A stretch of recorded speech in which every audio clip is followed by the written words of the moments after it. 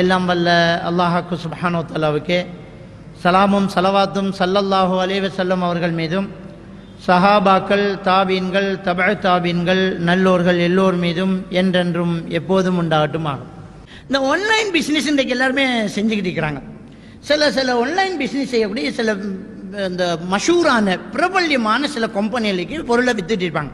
அப்போ நான் என்ன செய்யறேன்னா, அதுக்கு போய் அதில் உள்ள விற்கிற பொருள் எல்லாம் டவுன்லோட் பண்ணி அதில் விலை, அந்த ஃபோட்டோவெல்லாம் எடுத்து அதில் விலையில் நான் ஒரு விலையை நிர்ணயித்து இப்போ அந்த ஃபோட்டோவை நான் ஷேர் பண்ணுறேன், இந்த பொருள் எங்கள்கிட்ட இருக்குது அப்படிங்கிறேன். அப்போ மக்கள் அதை கேட்டோடனே ரைட், அப்போ உங்களோட காசை அக்கௌண்ட்டுக்கு போடுங்க அப்படின்னா காசை அவங்க அக்கௌண்ட்டுக்கு போட்டுருவாங்க. போட்டது போகிறது நான் என்ன செய்வேன்னா, இந்த லாபத்தை எடுத்துட்டு பொருளுக்குரிய காசை நான் உரிய கம்பெனிக்கு வந்து ட்ரான்ஸ்ஃபர் பண்ணிவிட்டு இவங்க அட்ரஸ் அங்கே கொடுத்துருவேன். அவங்க நேரடியாக இங்கே அனுப்பிவிட்ருவாங்க. அது இலங்கையில் இருக்குது, வெளிநாடுகளில் இருக்குது.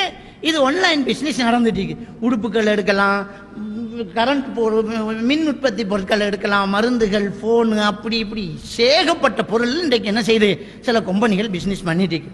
இலங்கையில் கூட சில கடைகளில் வந்து இப்போ டெக்ஸ்டைலில் வந்து என்ன செய்கிறாங்கன்னா பாய் விற்றுக்கிட்டு இருப்பாங்க.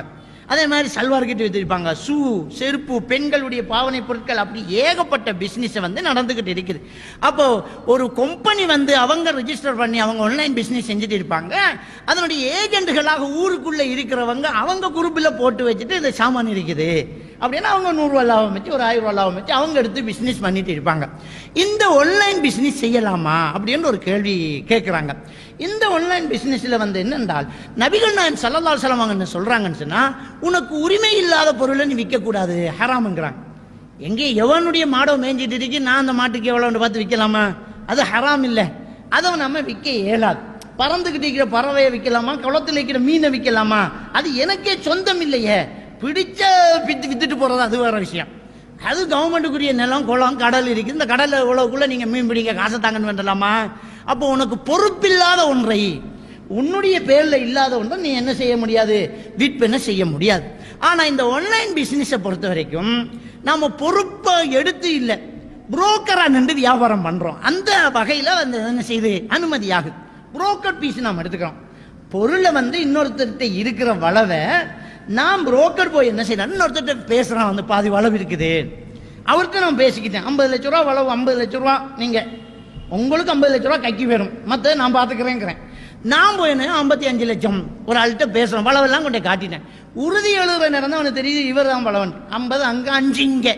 இது புரோக்கர் பீஸ். அந்த புரோக்கர் பீஸாக எடுக்கிறது அனுமதியானு கேட்டால் அது அனுமதி. இந்த புரோக்கர் பீஸ் என்ன இல்லை, அனுமதி இல்லை.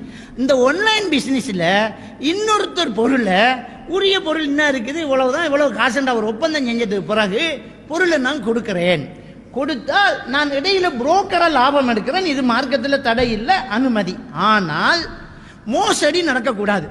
காட்டின ஒன்று, பார்த்த ஒன்று, வந்தது ஒன்றாக இருக்கக்கூடாது. ஏன்னா அந்த நேரடியாக கண்ணால் பார்க்கல, நம்ம ஃபோட்டோவில் காட்டுறோம். இந்த ஃபோட்டோவில் காட்டி வியாபாரம் பண்ணுறதுல இமாம்கள் கூடையில் சில கருத்து முரண்பாடுகள் இருக்குது. ஒரு சிலர் உணவுப் பொருட்களை எல்லாம் ஃபோட்டோவில் காட்டி பிஸ்னஸ் பண்ண முடியாது அப்படிங்கிறாங்க. ஏன்னா அது பழுதாகும், போகிறதுக்கு நாள் எடுக்கும், அதெல்லாம் பண்ண முடியாது.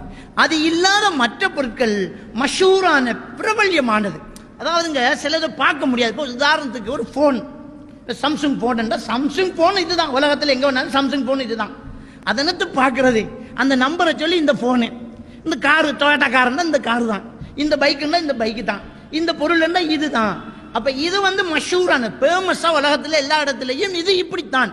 அப்போ கலர் செலக்டிங் காண்டலாம், இந்த என்ன கலர் வேணும், இல்லை என்ன சைஸ் வேணும், எத்தனை ஹோஸ் பவர் உங்களுக்கு வேணும், இல்லை என்ன அளவு வேணும் என்று நம்ம காட்டுறோம், விற்கிறோம்.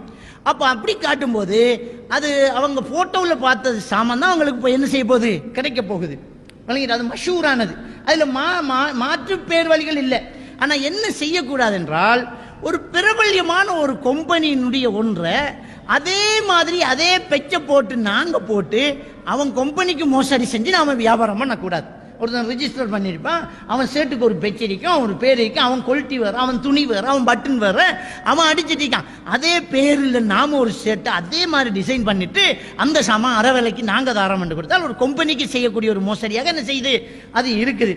ஆனால் இந்த ஆன்லைனில் பிஸ்னஸ் செய்யக்கூடியவங்க என்ன செய்ய வேண்டும் என்றால், அது போய் சேர்ந்ததுக்கு பிறகு அந்த நுகர்வோர் என்ன செய்கிறாருன்னு சொன்னால், அதில் டேமேஜ் இருக்குது, வேலை செய்யலை, வேக்காகலை, நான் நேரடியாக பார்க்கல, நீங்கள் அனுப்பினது பூரா ஃபோட்டோ பார்த்தா வேலை இல்லை, அப்படி வேலை செய்யலை அப்படின்றவங்க புகார் கொடுக்கும்போது அவங்க காசு ரிட்டர்ன் கொடுக்கணும், அந்த பொருளை வாங்கி எடுத்துட்டு அந்த காசை கொடுத்துடணும்.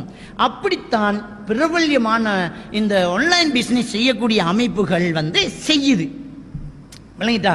இப்போ உதாரணமாக அலி எக்ஸ்பிரஸ் போன்றவைகள் எல்லாம் என்ன செய்கிறாங்கன்னு சொன்னால், உங்கள் பொருள் வேலை செய்யலைன்ற ஃபோட்டோவை திரும்ப நீங்கள் ப்ரூஃபாக காட்டினா அவங்களுக்கு திரும்ப இமெயில் பண்ணுறது, இன்னைக்கு வேலை செய்யலை அப்படின்னா உடனடியாக ஒரு நாள் 24 மணி நேரத்துக்குள்ளே என்ன செய்கிறோம், உங்கள் காசு ரிட்டர்ன் வந்துடும், பொருளை நீங்களே வச்சுக்கோங்க, காசு ரிட்டர்ன் அப்படின்னு சில இதுகள் செய்யுது. அப்போ இன்னைக்கு ஊருக்குள்ளே இருந்து ஆன்லைன் பிஸ்னஸ் செய்யக்கூடியவங்க, நீங்கள் காட்டினது இதுதான், நான் நீங்கள் சொன்ன துணி தான், அந்த பார்த்தா துணி வித்தியாசமாக இருக்குது, இது எனக்கு தேவையில்லைன்னு அந்த நுகர்வோர் திருப்பி சொல்லும்போது அதை திருப்பி எடுக்கிற அந்த விஷயத்தில் ஒப்பந்தம் பேசப்பட்டு இந்த பிஸ்னஸ் செய்தால் இந்த வியாபாரம் என்ன செய்யலாம், ஹலால் நீங்க செய்யலாம் அப்படிங்கிறத அறிஞர்கள் என்ன செய்யறாங்க, நமக்கு ஃபத்வா தராங்க. அது ஒரு முக்கியமான ஒரு விஷயமாக இருக்குது.